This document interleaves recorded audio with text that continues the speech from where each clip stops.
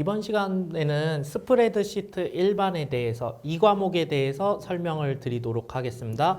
먼저 이 과목 같은 경우에는요, 직접 엑셀 창을 띄워놓고서 바탕화면에서 엑셀 프로그램을 열어서 엑셀 창을 띄워놓고 그 다음에 같이 해보는 연습까지 되면은 사실 이해하시기가 조금 더 빠르실 겁니다. 한번 들어가 보겠습니다.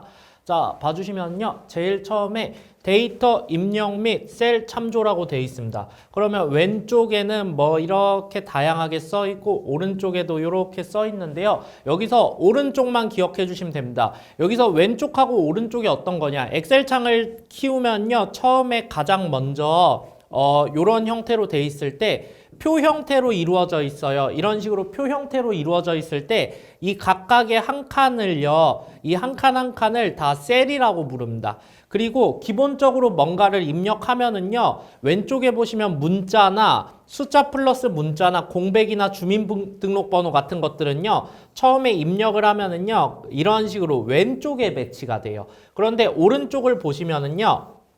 이렇게 숫자를 쓰거나 또는 여기다가 뭐 이렇게 시간이 표시되거나 날짜가 표시되는 거는요. 이렇게 왼쪽에 배치되는 게 아니라 오른쪽에 배치됩니다. 이 셀이라는 하나를 놓고 봤을 때 왼쪽에 배치되냐 오른쪽에 배치되냐 이 차이가 있습니다. 그래서 오른쪽만 기억해 주세요. 숫자, 날짜, 시간, 숫자, 날짜, 시간 3개는 오른쪽으로 배치된다. 나머지는 전부 다 왼쪽이다. 이런 식으로 외워주시면 됩니다. 그리고 이 밑에는요. 그냥 가볍게 읽어봐 주세요. 예, 뭐 작은 따옴표를 입력하고 뭐 여기 써있죠. 작은 따옴표라고 한다. 이런 식으로 봐주시면 되고요. 그 다음에 특수문자를 입력할 때는요. 뭐 미음이나 또는 자음, 이응을 이용해서 한자키를 누른다. 이거는 사실 필기보다는 실기용에 조금 더 가까운 내용이기 때문에요. 그냥 가볍게 한번 읽어봐 주셔도 됩니다. 자, 그 다음에 찾기 및 바꾸기입니다. 이것도 문제 잘 나옵니다. 만약에 찾기 및 바꾸기가 나왔으면은요. 이것만 기억해 주세요. 모두가는. 네. 찾기 및 바꾸기에서는요. 불가능한 거 없습니다. 불가능 없음 이렇게 기억해 주시면 돼요. 나중에 문제로 또 보여드리겠지만요. 만약에 뭔가 찾기 및 바꾸기에서 그 틀린 것을 고르라고 한다. 그러면은 못 찾는다는 것만 찾으시면 돼요. 어떠한 경우도 예외 없습니다. 다 찾을 수 있습니다. 자, 그 다음에 상대 참조, 절대 참조, 혼합 참조 이건 3개는 세트로 같이 설명을 드리겠습니다. 먼저 보시면은요. 엑셀 창에서 이렇게 직접 띄워놓고 보시면은요. 표 하나하나가 셀의 형태로 표 하나하나 이런 각각의 한 칸 한 칸을 다 셀이라고 설명을 드렸습니다. 그러면은 여기 창에 보시면은 이렇게 위에 영어 알파벳 단어가 붙어 있게 되고요. 왼쪽에 보시면은요. 이렇게 숫자가 적혀 있게 돼요. 그래가지고 그 엑셀에서 요가 하나의 칸을 부를 때 만약에 여기를 부른다. 그러면은 A하고 1이 만나죠. 그래서 여기를 열이라고 하고 여기를 행이라고 해요. 영어 알파벳 뒤에다 열이라는 단어를 붙이고요. 그 다음에 숫자 옆에다가 행이라는 단어를 붙이게 됩니다. 그럼 제가 지금 체크한 곳은요. A열 1행. 그래서 줄여서 그냥 A1셀이라고 이런 식으로 부르게 됩니다. 따라서 여기 상대 참조란 거 보면은요. B2처럼 영어 단어가 먼저 나옵니다. 열이 먼저 나오고 그 다음에 숫자가 나옵니다. 행이 나와요. 그래서 이렇게 B2처럼 아무것도 없다. 고정하지 않는다. 그래서 B2라고 하면 여기겠죠. B열 2행. 그래서 줄여서 B2셀. 이런 식으로 많이 부르게 됩니다. 그래서 아무것도 없다. 고정하지 않는다. 고정하지 않는다는 거의 의미는요. 키보드 방향키를 이용해서요. 여기 옆으로 이동할 수도 있어요. 또는 밑으로 이동할 수도 있고 왼쪽, 상하, 좌우 얼마든지 키보드 방향키를 이용해서 이동할 수 있다. 그런 개념이라 생각해 주시면 됩니다. 그리고 그 다음에 이 절대 참조는 특히 많이 중요합니다. 상대 참조하고 절대 참조 개념은요. 나중에 실기에 갔을 때도 매우 중요하게 작용하거든요. 그래서 꼭 같이 기억을 해주시면 좋습니다. 절대 참조를 보시면은요. 영어 단어 앞에 달러가 붙어 있어요. 그리고 숫자 앞에도 달러가 붙어 있습니다. 그래서 열과 행을 모두 고정한다. 이게 의미가 어떤 거냐면요. 물론 키보드 방향키로 직접 하는 거는 움직일 수 있습니다. 근데 이 엑셀 프로그램 같은 경우는요, 뭔가 수학적인 계산식을 빠르게 계산해서 분석하기 위해 나온 프로그램이거든요. 그래서 일일이 결과값들을 하나하나 다 입력을 하는 게 아니라 한 번에 완성을 시킬 수 있어요. 그때 그 완성시키는 방법은 아무래도 실기에서 더 자세하게 배우게 될 거고요. 필기에서는 그냥 기본 개념적으로. 그래서 이렇게 달러가 붙어 있다. 그러면은요, 얘는 움직이지 못한다는 의미입니다. 이 위치에 오로지 딱 그대로 그 자리를 잡고 있어야 되고 다른 곳으로 움직일 수 없다. 그게 달러가 붙어서 절대 참조다. 이렇게 생각해 주시면 됩니다. 그러면 이 밑에 보시면은요, 영어 단어 앞에 달러가 붙었습니다. 그 말은요, 이 영어 단어 내에서는 옆으로, 영어 단어 옆으로 B열이나 C열이나 D열 이렇게는 움직일 수 없지만요, 위아래로는 움직일 수 있다. 그래가지고 하나만 B열만 고정되는 거고요. 여기 같은 경우에는요, 이 행만 좌우로는 움직일 수 있지만 상하로는 못 움직인다. 그래서 달러가 있다는 거는 달러 뒤에 있는 것은 움직일 수 없다. 이런 개념으로 접근해 주시면은 아마 조금 더 문제 풀기가 수월하실 거예요. 그리고 나머지는 그냥 가볍게 읽어봐 주시면 됩니다. 자, 그래서 한번 실제 문제를 풀어보도록 하겠습니다. 자, 문제를 봐주시면요. 다음 중 찾기 및 바꾸기. 자, 찾기 및 바꾸기가 나왔으면요. 불가능은 없다고 했습니다. 뭐든지 다 찾을 수 있습니다. 그러면요. 옳지 않은 것을 고르라고 했죠. 이런 문제를 고를 때는요. 못 찾는다는 거 하나만 찾아보시면 돼요. 여기 보면은 찾을 수 있다. 끝났죠? 값은 찾을 수 있지만 메모 안에 텍스트는 찾을 수 없다. 못 찾는다는 게 나왔네요. 그러면 이거 찍으시면 됩니다. 그리고 뭐 요거 같은 경우는 예 맞는 말이니까 그냥 정확히 뜻을 몰라도 돼요. 예 상관없이 넘어가도 되고요. 뭐 이거를 이용해서 뭐 이게 맞는지 틀린지 이런 거 몰라도 돼요. 예 어차피 찾을 수 있다. 그러면은 못 찾는다는 것만 찾으면 정답은 2번. 이런 식으로 찾기 및 바꾸기는요. 혹시라도 옳지 않은 것을 고르라고 하면 못 찾는다는 찾을 수 없다는 단어만 찾으시면 되고요. 만약에 옳은 것을 고르라고 하면은요, 찾을 수 있다라는 단어만 찾으면 돼요. 그럴 때는 여기 다 없다 이런 식으로 표현이 될 겁니다. 자, 다음 문제 한번 가보도록 하겠습니다. 자, 이번에는요, 날짜 및 시간 데이터에 관한 설명으로 옳지 않은 것은, 그러면 셀을 기준으로 뭔가를 입력할 때요, 오른쪽만 기억해달라 했습니다. 오른쪽에 배치가 되는 거는 숫자, 날짜, 시간. 숫자, 시간, 날짜만 오른쪽에 배치되고요. 나머지는 왼쪽. 자동으로 특별하게 정렬을 하지 않을 때요. 왼쪽으로 가라, 오른쪽으로 가라 정렬하지 않을 때 자동으로 잡히는 값입니다. 그러면은 이것만 기억해 주시면서 한번 읽어보는 거예요. 날짜 데이터를 입력할 때 자동으로 해당 월의 1일로 입력된다. 이거 일단 맞습니다. 근데 모르겠으면 세모 쳐놓으세요. 그 다음에 이렇게 입력하고 엔터를 누르면은 이걸로 표시된다. 이것도 맞습니다. 근데 모르겠으면 패스. 그 다음에 3번 날짜 및 시간 데이터의 텍스트 맞춤은 기본 왼쪽. 아니죠. 오른쪽이죠. 숫자, 시간, 날짜는 오른쪽. 나머지는 왼쪽. 그러면 정답은 3번이 되겠죠. 3번.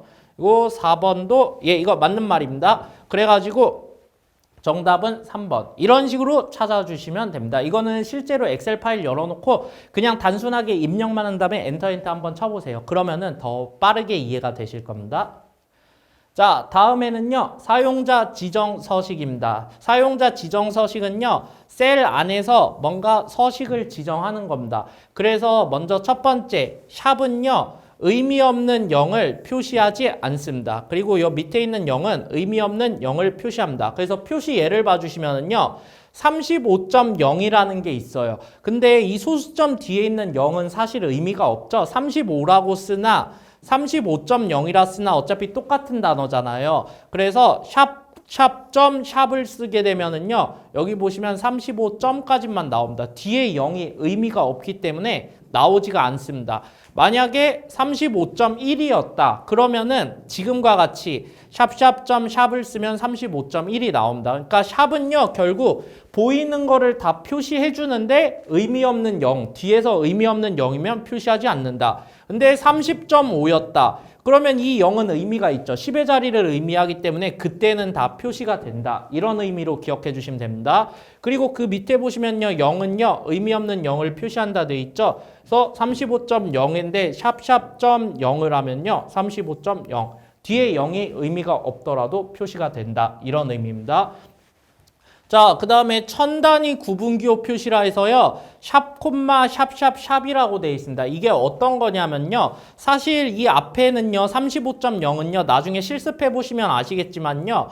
샵으로 쓰더라도 35점으로만 나옵니다. 만약에 35.0을요. 샵으로만 쓰더라도 왜냐? 이 샵은요. 앞에 0만 아니면 의미 있는 숫자는 다 부여를 해줍니다. 그 얘기는 뭐냐? 1, 2, 3.0이라 써도 샵이 하나만 있어도 이렇게 다 표시를 해줍니다. 의미가 있기 때문에. 그래서 여기서 샵, 콤마, 샵 0은요.